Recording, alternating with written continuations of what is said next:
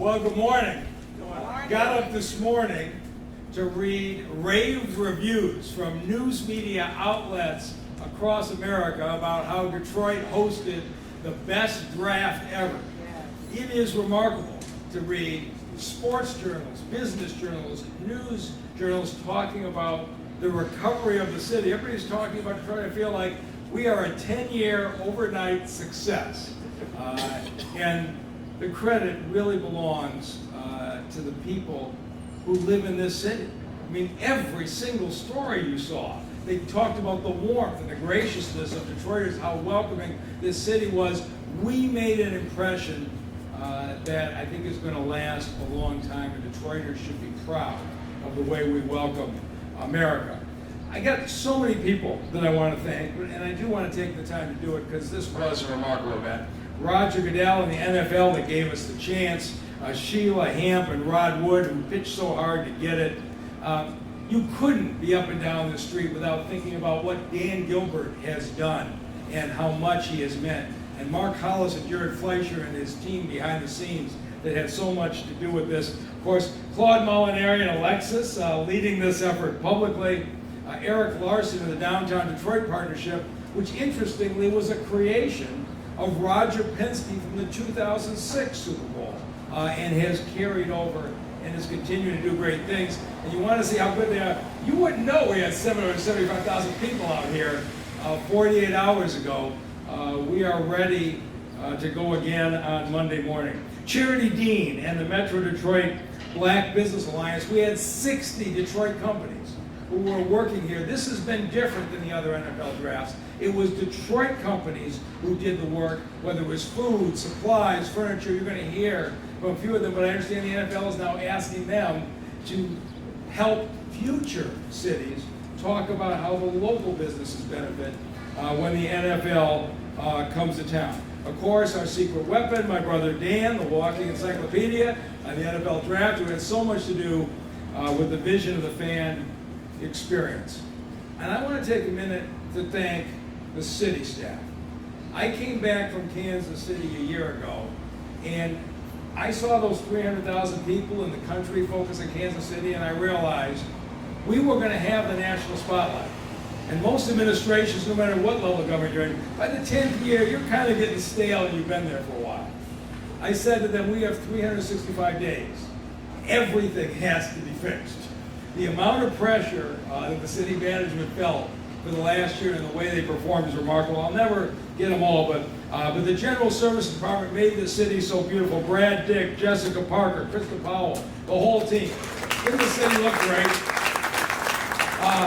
Sam Krasenstein and the amazing transportation plan, which I never thought I'd be getting compliments from strangers out of town on how our transportation worked. Ron Brundage on the DPW side, Todd Bettison, who troubleshot everything, Antoine Bryant, and the planning. Everybody deserves enormous credit. I also am going to give a shout out to somebody whose name you haven't heard, but I will always be grateful for. And that's David Lewis, the CEO of AT&T. So this is a story we never would have told in the last 3 days. But at 10 o'clock on Thursday morning, I'm on the golf cart doing the final tour. Everything looks flawless. People are lined up all the way down Jefferson. 2 hours before we're supposed to open, the cell phone rings, and it's Chief White. And he says, we got a problem, we're dark. I said, what does that mean, you're dark? He says, I'm telling you, I'm in the real-time crime center. The feed has been cut. We have no camera view of the entire draft footprint. And I think this is his idea of a late April Fool's joke. He says, I am not comfortable with people pouring in here if we can't run our full protection system. And nobody can tell me what's wrong. I got on the phone to the one guy I knew who could do it. David Lewis, the CEO of AT&T. They had to pull him out of an event. And it's 10 o'clock in the morning. I said, David, I don't know what you have planned for the next couple hours, but I kind of need your help. And he listened. He said, I got you. 5 minutes later, he called back. He says, I got my best people on him. I told him, don't waste a single minute trying to figure out what's wrong with the system. You run a backup line to DPD headquarters right away. Now, as it turns out, as we discovered later, a construction company doing groundwork that had nothing to do with the plant cut through a fiber optic line 2 hours before the draft was supposed to open. it left us dark. AT&T got the backup line installed so fast, we actually opened the gates a half hour early and let people in. So David Lewis deserves a Spirited Detroit Award.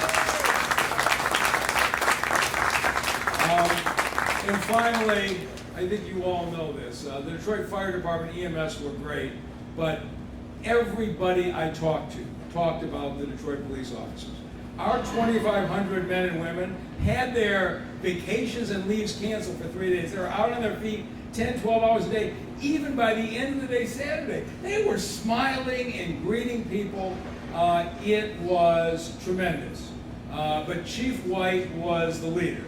And there was a lot of tension early on in the design. The NFL wanted that shot you all saw down Campus Martius. I knew if we put the draft there, that meant the NFL zone could never contain all the people going to show up. It meant we had to use all of downtown, from Corktown to Grand Circus Park, Easter Market, something no NFL draft has tried. And I told the NFL, I really don't care what you say. I want Chief White to tell me he's got a security plan that can protect not only the NFL zone, can protect all of downtown and maintain full services in the neighborhood on a warm weekend in the city of Detroit. And the chief came out with his plan and he said the city and the businesses would do so much better if we put this in downtown. He says, you put it there, we will secure it. And I want to now welcome the most valuable player in the NFL draft as far as I'm concerned, Chief James White.